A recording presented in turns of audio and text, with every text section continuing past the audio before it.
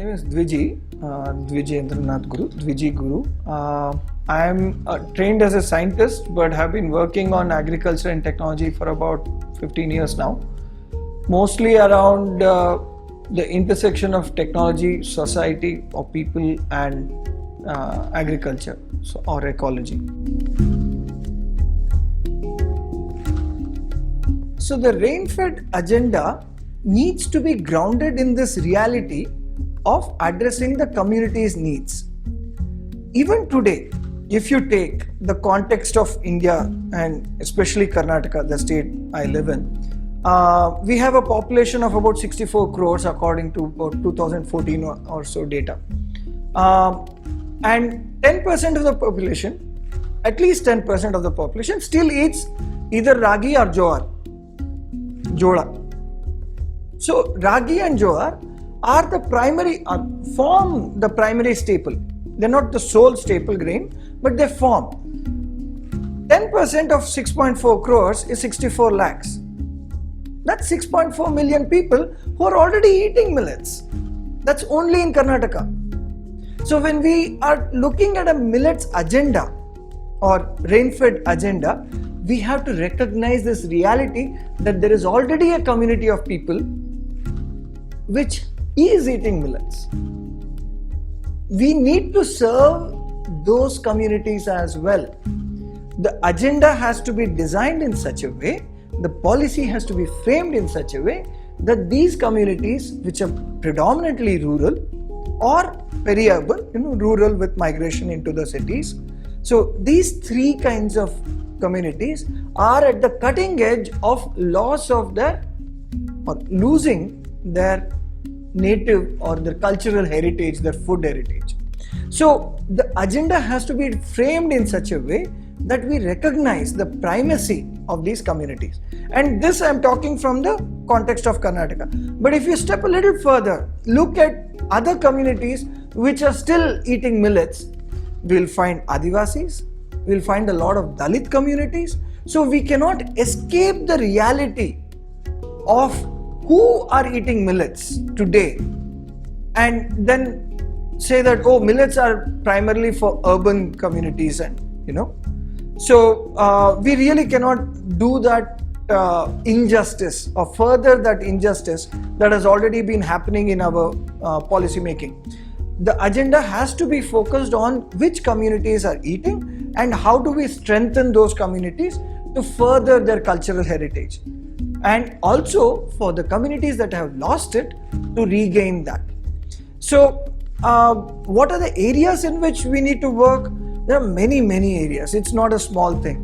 Over at least 2 or 3 centuries, we have shortchanged rain-fed agriculture as a policy. Agricultural policy did not start with independent India. It started in the British India period itself. So we have to overcome that colonial legacy as well as the post-colonial legacy as well. So there is a lot of work to be done. I'll just point out a couple of them. So in terms of policy, there is a lot of work to be done. But primarily from an agenda perspective, I would identify 2 points. One is that we have to start looking at food, not in our agriculture, not in terms of food production, but rather as a food system, which includes production, processing, consumption, post-consumption as well. So we have to frame, because we are talking of sustainability, we are talking of looking at rain-fed areas and communities which are staying there, which are living there. So we have to take the approach of a food system and not just food production. Rain-fed agriculture will support, any policy in rain-fed agriculture would support, no, it would serve the lives of 80% of India's farming community. 80%. And you can just imagine the change in the politics that will come about when 80% of the farming community will feel that the government has come up with a policy that is serving our needs. And that is the other focus. So I don't want to get into the nuts and bolts of things, but rather the real agenda setting framework. One is that it needs to be about food systems, and two, it needs to be a political solution. And when we say political solution, it means engaging with the farming community and trying to get an idea of what are the requirements.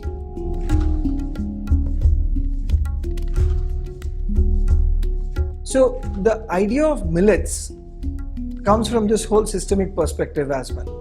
Once we say that we want to sustain life and living on the farm in the villages as well as in the cities, we have to look at how can we generate or produce sufficient food for everyone. And we know that paddy is not sustainable because it needs a lot more resources than what we have available even for 50 years from now, let alone 100 years from now.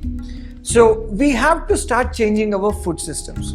We have to start changing our food needs in some sense. And millets are the answer to that, primarily because millets are dryland crops. They are rain-fed crops. They need very little inputs and they are much more climate change resilient. And this is extremely important when we look at it from the producer community's perspective. Today, the challenges of rural communities is not just about production. They are facing health challenges like nobody's business.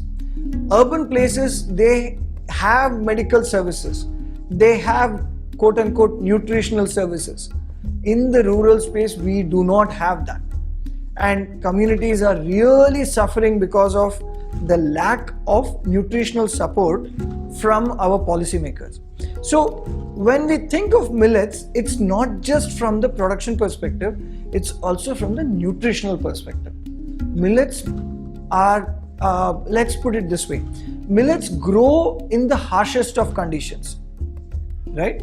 So whether it is animals, whether it is humans, whether it is plants, something that will survive harsh conditions, we generally agree that they are smart, they are good, that's why they have survived.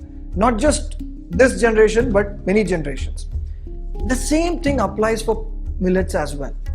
They are surviving these harsh climates because they have the nutrition that they need for surviving such conditions. So in a changing climate, if we humans have to survive or have a better chance of surviving, we better get smart and start moving towards millets. And that is not just from the rich and the wealthy perspective, or from the perspective of the rich and the wealthy, but rather from the perspective of people, especially those who cannot afford the nutritional supplements and all the various fruits and vegetables and other things that the urban can. So millets are front and center, the inescapable reality of any sustainable food system. If you say sustainability, millets is front and center over there. And because we have become such a cereal heavy, carbohydrate heavy diet eating population, we have to include millets bang in the middle. And that's why we really need to look at not just bringing millets back into people's diets, but again going back to the contextualization, recognizing that many millions of people already eat millets in their regular diets, and we would like to bring that in the center focus of policymakers so that we sustain that, we encourage that, we nurture that, and also expand it to bring it back into the communities that have lost millets as well. And when we look at millets, again coming back to millets and why millets are central, millets grow in almost every goddamn place. Any condition, dry land, barren land, rich agricultural land, flooded lands, saline lands, everywhere it grows. There are varieties that are adapted to these things. So when we think of millets and policy, we have to recognize that there is a need for this. I didn't expect to go there, but I'm very happy you brought this up. The Godavari Delta, thanks to the Godavari Delta region, I have a family. My wife's parents come from that area, East and West Godavari. And after we started working on millets, I was talking to my father-in-law and he mentioned, so he grew up in, East Godavari, I believe. And he mentioned that even there, this is Godavari Delta, the same area that Sir Cotton worked in. Millets were part of the staple diet. Even there. And this was, my father-in-law is about 75 now. We are talking of about 60 years ago, 1950s, 1960s. Even then, about 100, 150 years after cotton, I don't remember the dates accurately, but a good 150, 200 years after commercial agriculture and irrigated farming came to India. So what I'm trying to say here is that even in these pockets of commercial farming, there was subsistence farming, there was rain-fed farming, there were millets being grown and consumed even among the not-so-poor, even among the non-Dalits, even among the non-tribal communities. So millets is surviving among these communities now, but it's not that they were the food of only those communities. So historically speaking, millets have survived. Even human policy making, right?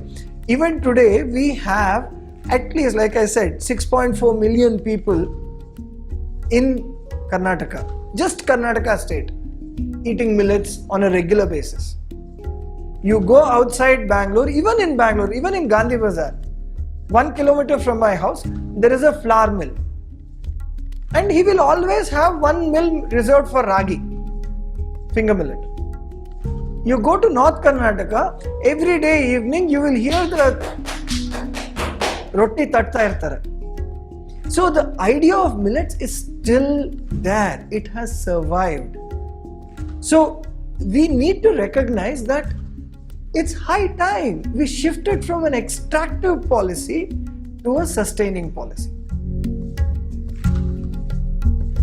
Now, where do millets fit in? How do millets offer a solution to the various problems in our food systems? I've already addressed some of these aspects, but more specifically in terms of the value chain of millets and how this comes about. We need to recognize that millets are extremely nutritious only when they have their bran on them.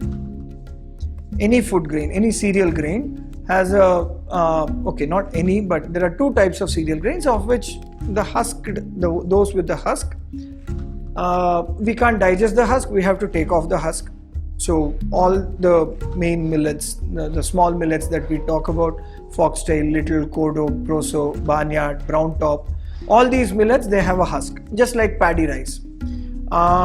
Wheat, jowar, ragi, bajra, these do not have a husk, they are the naked grains. So when we are talking of millets here and promoting millets, we are primarily talking of the husked millets, not the naked grains, because they are still around. Like I said, there are already millions of people eating millets. So when we are talking of millets to millions, it's with regard to the husked millets that we are talking about. The small millets or the minor millets, husked millets as they are referred to. So the nutritional quality, the nutrition that these grains offer is delivered to us primarily in the bran layer, which is an intermediate layer between the rice, the endosperm as we call it, the bran, and then we have the husk. So in between the rice grain, rice kernel and the husk is a thin layer which is very fragile. It is extremely rich in nutrition, but it can be lost very easily in processing. So that is one concrete thing that we really need to do, where we bring this nutritional aspect front and center in terms of the policy, in terms of action items.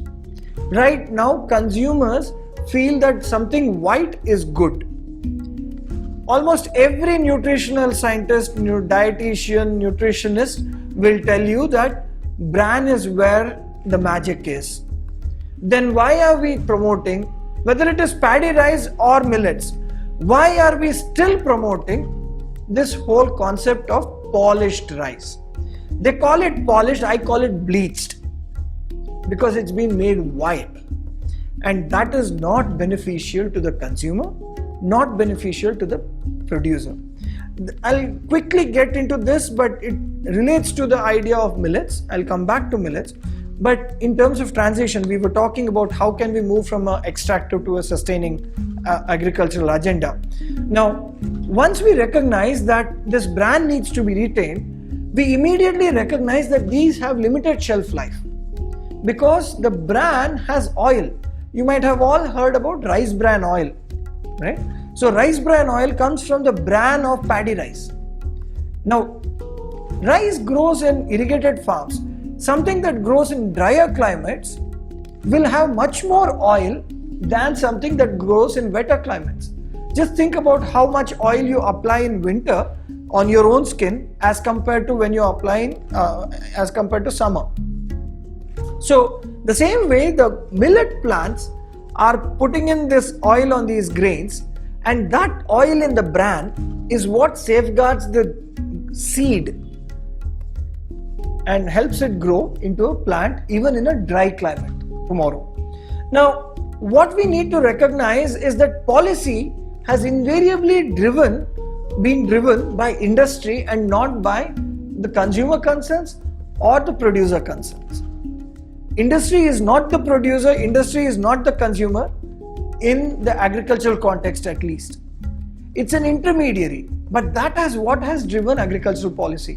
So in terms of concrete action items in our millet value chain, we need to bring back nutrition, both on the consumer side, as in recognizing that, hey, something that is colorful is actually good for me, and on the producer side, in making sure that the producers, as they are putting grains into the system, are putting in material. And by producers, I'm not just referring to farmers, but also the processors and other intermediaries who are putting in the rice into the PDS or into our markets.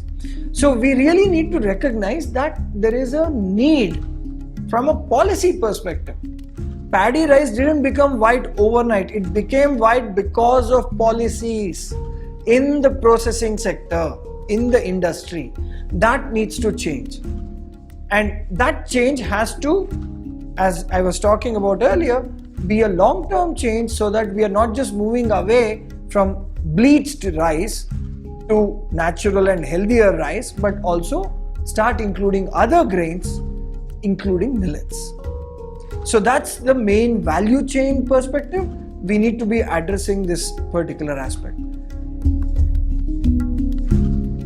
So there is this entire spectrum where we are trying to bring in some resources, put in some material, make it available online, make it available through trainings, and of course, being part of the RRA network, the Revitalizing Rain-Fed Agriculture Network, is in some sense part of that design and the desire to have an impact on a larger space and to influence policy, because we do need to influence policy. Agricultural policy has dictated what we eat. The politicians might want to claim otherwise. They might say that the market decides.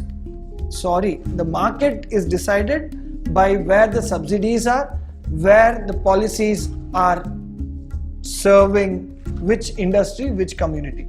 So therefore, we have to engage in the larger process of policy making, and that is the criticality of an organization or an entity like RRA Network, and the need for smaller organizations like ours to engage in such a network, to engage in conversations and discussions and initiatives to bring about a better policy, which will affect not just the 10,000 people that I might be touching today, but rather, the crore plus people, that 100 crore plus people that we have in our country.